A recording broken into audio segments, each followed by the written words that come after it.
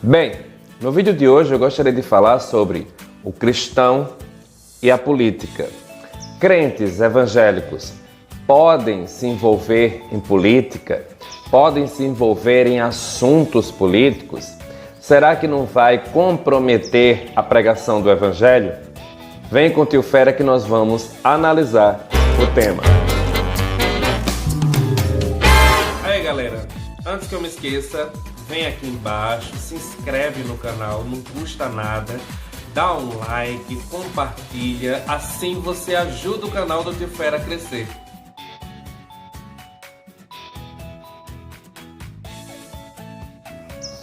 Crentes evangélicos se envolvendo em política.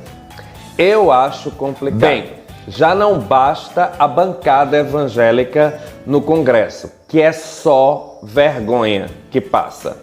E ainda por cima nos faz pensar, refletir.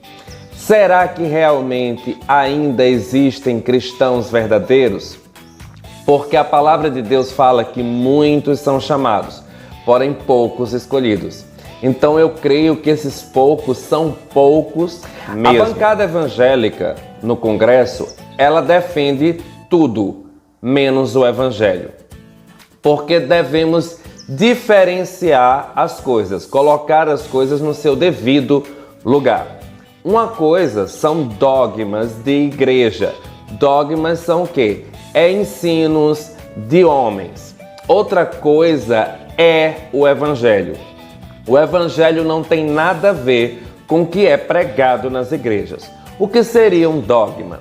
É tipo, você defende valores da família, os bons costumes, eu sou conservador. Você está entendendo? Então isso são dogmas da igreja templo, no caso do prédio, né?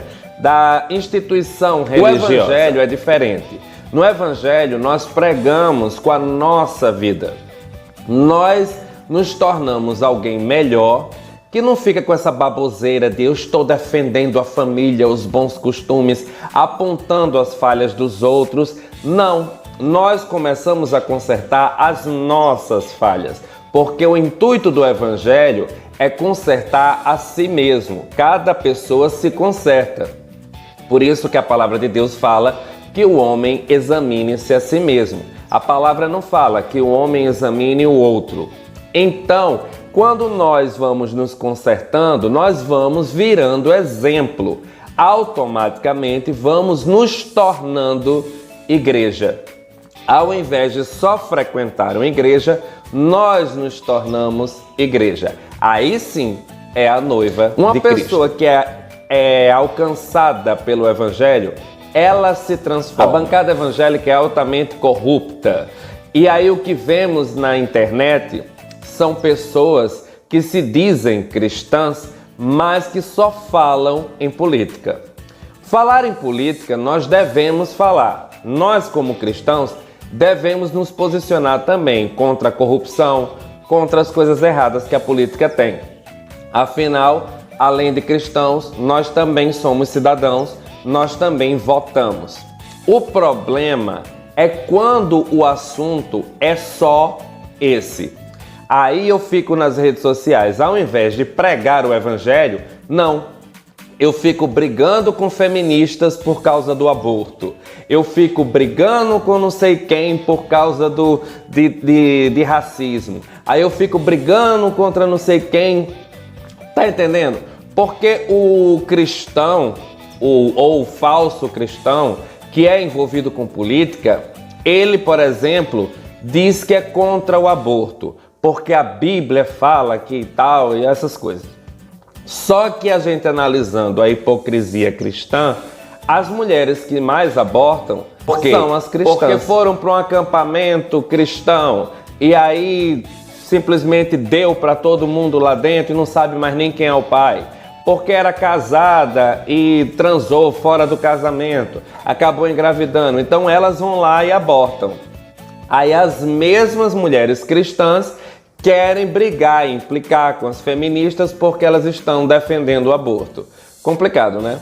Então o problema do cristão, do evangélico, é que ele se mete em assuntos polêmicos, mas não aguenta a rebordosa, não aguenta os ataques.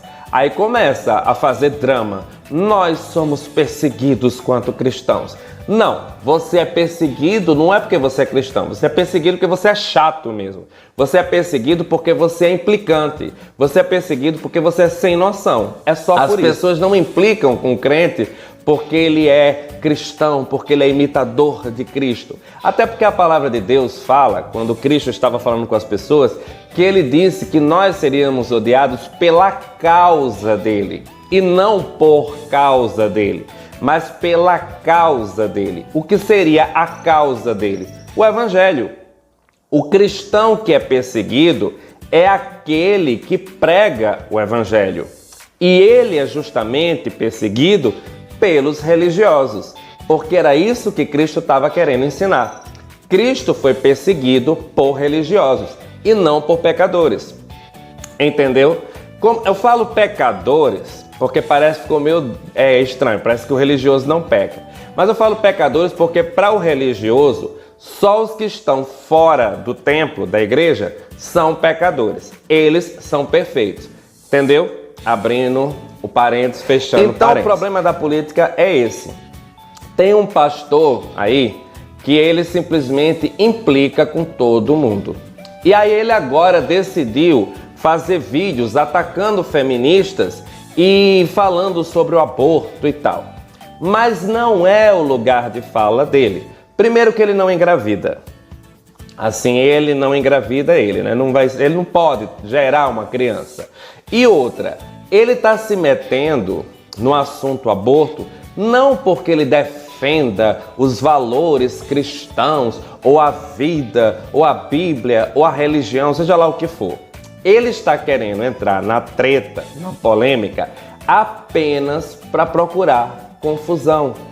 Então, uma pessoa que entra em um assunto, porque se você vai falar sobre esse tema, o aborto, o que é que acontece? Vão surgir pessoas que são a favor e vão surgir pessoas que são contra. Então, os que são, se eu digo que, por exemplo, eu sou a favor do aborto, as pessoas que são a favor do aborto vão aplaudir, vão me apoiar. As que são contra vão me atacar. Então, quando você entra numa treta, numa discussão como essa, você tem que ter consciência do seguinte: vai ter confusão. Então tem muito pastor, tem muito cristão se metendo onde não lhe cabe. E aí usa só dessa questão dos valores para entrar em treta. E aí ele não está defendendo o reino de Deus, porque tem essa característica do evangelho também. O evangelho, ele é pautado no reino de Deus. Ele é para a defesa do reino de Deus. A única função do evangelho é pregar sobre a cruz, é mostrar a cruz, apresentar Cristo às pessoas, explicar para as pessoas o que aconteceu naquela cruz, que o inocente morreu por nossa causa, para nos salvar da condenação. Então o que acontece é isso. E aí, quando esses crentes entram nessas tretas, não é para defender o reino de Deus, muito menos a religião. Eles entram na treta para defender o seu lado político, a sua ideologia política, para defender até o candidato que ele elegeu. Então é isso que acontece.